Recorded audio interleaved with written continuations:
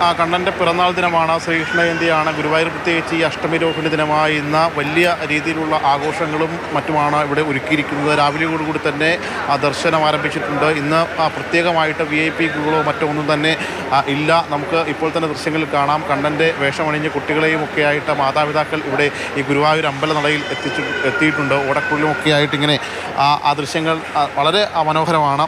അങ്ങനെ ഒരുപാട് കുരുന്നുകൾ ഇങ്ങോട്ടേക്ക് എത്തുന്നുണ്ട്. അതോടൊപ്പം തന്നെ നിരവധിയായിട്ടുള്ള ഭക്തർ ഇങ്ങോട്ടേക്ക് എത്തുന്നുണ്ട്. ഇന്ന് പ്രധാനമായിട്ടും ദർശനത്തിന് ഭക്തർക്ക് സൗകര്യമൊരുക്കുക എന്നത് തന്നെയാണ് ദേവസ്വം ബോർഡ്. അതുകൊണ്ട് തന്നെ മറ്റ് പ്രത്യേക ക്യൂകളൊന്നും തന്നെ ഒരുക്കിയിട്ടില്ല. വരുന്ന എല്ലാവർക്കും ദർശനം ഉറപ്പാക്കുക എന്ന ലക്ഷ്യത്തോടു കൂടി തന്നെയാണ്. അതുകൊണ്ട് തന്നെ കൊടിമരത്തിന് സമീപത്ത് കൂടി നേരിട്ട് അകത്തേക്ക് പ്രവേശിപ്പിക്കുന്ന രീതിയിലാണ് ക്രമീകരണങ്ങൾ ഒരുക്കിയിട്ടുള്ളത്. ക്ഷേത്രത്തിനകത്ത് മറ്റ് വഴിപാടുകൾ, അതായിട്ടുള്ള പ്രദക്ഷിണം, ശയനപ്രദക്ഷിണം, അടിപ്രദക്ഷിണം എന്നിവ എല്ലാം തന്നെ ഒഴിവാക്കിയിട്ടുണ്ട്. പൂർണ്ണമായിട്ടും ഭക്തർക്ക് ദർശനം ഒരുക്കുക എന്ന ഒരു ലക്ഷ്യം മാത്രമാണ്. ഇന്ന് പുലർച്ചെ 4:00 തന്നെ 5:30 വരെ മുതിർന്ന പൗരന്മാർക്ക് പ്രത്യേക ക്യൂ ഉണ്ടായിരുന്നു. അതിനുശേഷം ഇപ്പോൾ വൈകിട്ട് 5 മണിക്കും 6 മണിക്കും ഇടയിൽ മുതിർന്ന പൗരന്മാർക്ക് പ്രത്യേക ക്യൂ ഉണ്ട്. അതോടൊപ്പം തന്നെ ചോറൂണിനായി എത്തുന്നവർക്കും പ്രത്യേക ദർശന സൗകര്യം ഒരുക്കിയിട്ടുണ്ട്.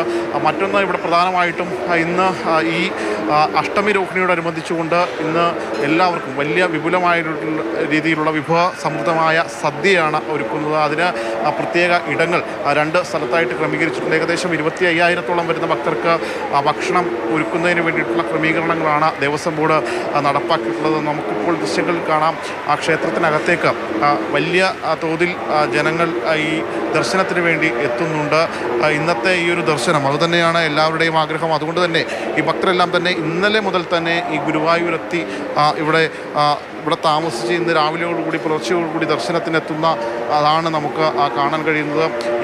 ഈ പ്രദേശത്തെല്ലാം തന്നെ ഇവിടുത്തെ നാട്ടുകാരുണ്ട്. അതോടൊപ്പം തന്നെ മറ്റ് ആളുകളെല്ലാം തന്നെ ഉണ്ട്. നമുക്കിവിടെ ഓരോ ഉണ്ണിക്കണ്ണന്മാരുമൊക്കെ ഇവിടെ എത്തിയിട്ടുണ്ട്.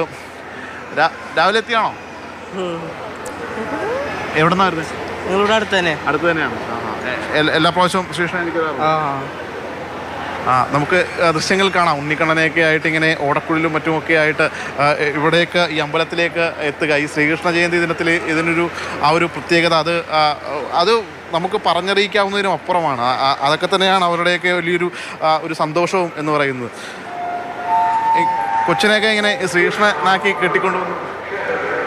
അത് ഞങ്ങൾക്ക് 2-3 കൊല്ലമായിട്ട് ഇതിനെ കൊണ്ടുവരണമെന്ന് മനസ്സിലാഗ്രഹം ഉണ്ടായിരുന്നു. കൊണ്ടുവന്നതാണ്. എവിടെന്നാ വരണേ? എടക്കളത്തൂരിന്ന്. എല്ലാ പ്രാവശ്യവും വരാറുണ്ടോ? ഇപ്പൊ 1.5 വയസ്സായി. കഴിഞ്ഞ കൊല്ലം വന്നിട്ടുണ്ടായിരുന്നു. ഇക്കൊല്ലം സാധിച്ചു വരാനായിട്ട്. സന്തോഷം. എന്തായാലും ഇവരെല്ലാവരും തന്നെ, അതായത് ഈ ശ്രീകൃഷ്ണ ജയന്തി ആഘോഷിക്കുക എന്ന് പറയുന്നത് ഇങ്ങനെയൊക്കെയാണ്. ഈ കൃഷ്ണൻ്റെ വേഷമണിഞ്ഞ് കൃഷ്ണൻ്റെ പഴയകാല, അതായത് കുട്ടിയായിരിക്കുന്ന കാലഘട്ടത്തിലെ എന്തൊക്കെയാണോ കുസൃതികൾ അതെല്ലാം ഇങ്ങനെ ഒരു ഓർമ്മയിലേക്ക് കൊണ്ടുവരിക എന്നതിൻ്റെ ഒരു ഭാഗം കൂടിയാണ്. കാരണം അതൊക്കെയാണ് ശ്രീകൃഷ്ണൻ്റെ ബാല്യകാല ഓർമ്മകളൊക്കെയാണ് ഈ ശ്രീകൃഷ്ണ ജയന്തിയുമായി ബന്ധപ്പെട്ട് കൂടുതലായിട്ടും ആഘോഷിക്കാറ്. അതുകൊണ്ട് തന്നെ ഈ ഗുരുവായൂർ അമ്പലത്തിനോട് ചേർന്ന് തന്നെ നമുക്ക് കാണാൻ കഴിയും. ഒരുപാട് ഉറിയും മറ്റുമൊക്കെ തൊട്ടപ്പുറത്തൊക്കെ ആയിട്ട് സാധാരണ കെട്ടാറുണ്ട്. അതൊക്കെ ആയി വരുന്നതേ ഉള്ളൂ. എന്തായാലും ഭക്തർ ഈ ദർശനത്തിന് വേണ്ടി ഇങ്ങോട്ടേക്ക് എത്തുകയാണ്. നിരവധിയായിട്ടുള്ള ആളുകൾ ഇവിടെ ക്യൂ നിന്ന് തൊഴുന്നതിന് കൂടാണ്ട് തൊട്ടിപ്പുറത്ത് ഈ ക്ഷേത്രത്തിൻ്റെ മുമ്പിലായിട്ട് ഈ നിരവധി ആളുകൾ ഇവിടെ നിന്ന് തൊഴുത് മടങ്ങുന്നവരുണ്ട്. അതുകൂടാതെ തന്നെ ഈ തൊട്ടപ്പുറത്ത് നമുക്ക് കാണാം വലിയ രീതിയിൽ ക്യൂ ഉണ്ട്. ആ ക്യൂവുമൊക്കെ നിന്നുകൊണ്ട് ഇന്നലെയോടുകൂടി എത്തിയ ആളുകളൊക്കെ ഈ ക്യൂവിൽ നിന്ന് ഈ ദർശനം നടത്തുന്ന ആളുകളും മറ്റുമൊക്കെയാണ്. എന്തായാലും രാവിലെയോടുകൂടി തന്നെ വലിയ തോതിൽ ഇങ്ങോട്ടേക്ക് ഗുരുവായൂരിലേക്ക് ഭക്തരുടെ ഒരു ഒഴുക്ക് നമുക്ക് കാണാൻ കഴിയുന്നുണ്ട്.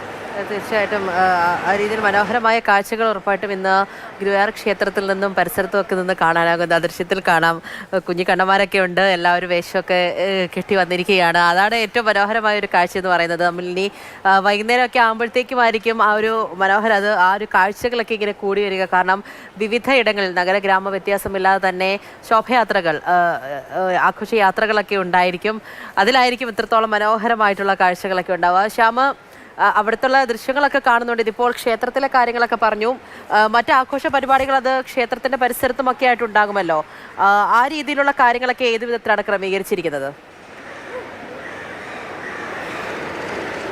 പൂജ, അതായത് ഇന്ന് ഈ ശ്രീകൃഷ്ണ ജയന്തിയുമായി ബന്ധപ്പെട്ടുകൊണ്ട് തന്നെ ഉച്ചയ്ക്ക് ശേഷമാണ് ശോഭായാത്ര ഉൾപ്പെടെയുള്ള കാര്യങ്ങൾ, അതോടൊപ്പം തന്നെ വിവിധ ബാലകന്മാരെയും മറ്റുമൊക്കെ ഇങ്ങനെ കൃഷ്ണവേഷം കെട്ടി അതിനു വേണ്ടിയിട്ടുള്ള കാര്യങ്ങളും ഈ ഘോഷയാത്ര പോലെ സംഘടിപ്പിക്കുകയും മറ്റുമൊക്കെ ചെയ്യുന്നത് ഉച്ചയ്ക്ക് ശേഷമാണ്. ഇന്ന് രാവിലെയോടുകൂടി തന്നെ ക്ഷേത്രത്തിലെ ദർശനവും അതോടൊപ്പം തന്നെ ക്ഷേത്രത്തിലെ മറ്റ് വഴിപാട് മറ്റ് കാര്യങ്ങളും ഒക്കെയാണ് ഇവിടെ ക്ഷേത്രാചാര ചടങ്ങുകളും മറ്റുമൊക്കെയാണ് പ്രധാനമായിട്ടും നടക്കുന്നത്.